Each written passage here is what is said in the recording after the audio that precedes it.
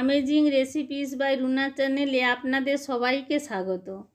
বন্ধুরা, আপনারা প্রত্যেক দিন আমার হাতেই তো রান্না দেখেন, কিন্তু আজকে আমি ভাবলাম মা আপনাদেরকে তার নিজের হাতের তৈরি স্পেশাল মুচমুচে ঢাকাই পরোটা রেসিপি বানিয়ে দেখাক। আজকে আর চিকেন কষা রেসিপিটি দেখালাম না। আপনারা যদি চিকেন কষা রেসিপিটি দেখতে চান তাহলে ডেসক্রিপশনে লিঙ্কটি দেওয়া আছে, ওখান থেকে দেখে নিতে পারেন। ময়দা 500 গ্রাম নিয়েছি, একটু লবণ পরিমাণ মতো, সামান্য চিনি, সানফ্লাওয়ার তেল, ভালোভাবে ময়ান দিলাম। ময়ান দেওয়া হয়ে গেছে। এবার আমি উষ্ণ গরম জল দিয়ে ময়দাটাকে মেখে নেব।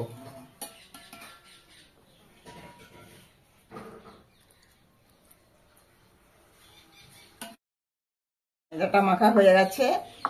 এইভাবে 1 ঘন্টা আমি ঢাকা দিয়ে রেখে দেব। 1 ঘন্টা হয়ে গেছে। এবার এইভাবে ঢাকাটা খুলে নিয়ে এইভাবে কেটে নেব।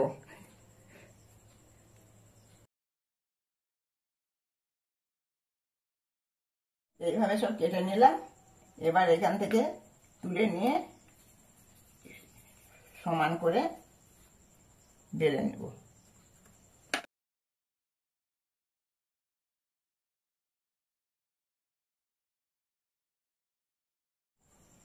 তেলটা এভাবে বুলিয়ে নেব।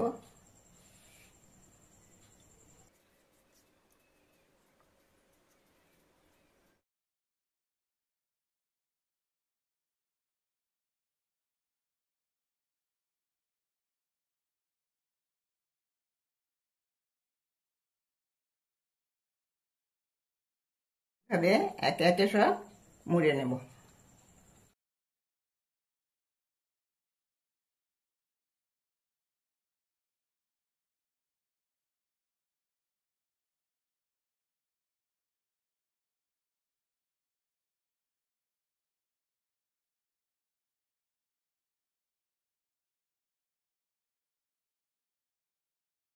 আমার এগুলো পরোটাগুলো সব মোড়া হয়ে গেছে।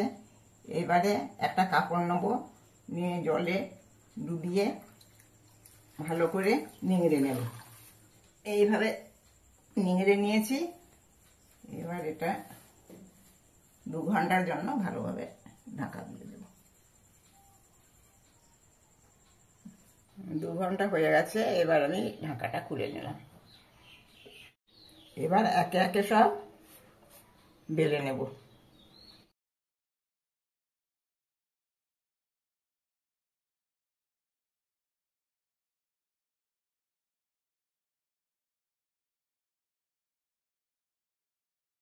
বেলা হয়ে গেছে।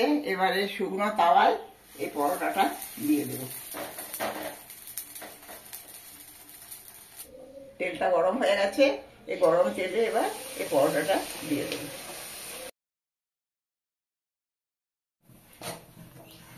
মা, আপনি এবার একটু শুনুন, যা গরম না, আমি একটু হেল্প করি আপনাকে। এইভাবে শুকনো তাওয়ায় যদি পরোটাটা সেকে তেলে দেয়া যায়, খেতে খুব সুন্দর হয়। মানে একদম শুধু তেলে যদি ছেড়ে দিই সেটা একটা অন্যরকম হয়, আর এখান থেকে শুকনো তাওয়ায় পরোটাটা ছেঁকে আর তেলে ছেঁকে নিয়ে সেটা আর একরকম হয় খেতে।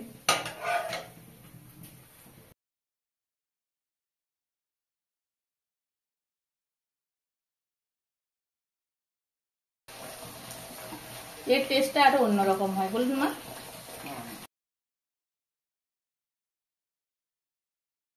অনেকেই বলেন যে রেস্টুরেন্টের মতো বা হোটেলের মতো। আমি বলবো যে এইভাবে খেলে এই মায়ের হাতের এই পরোটা মানে আপনারা ভুলতে পারবেন না।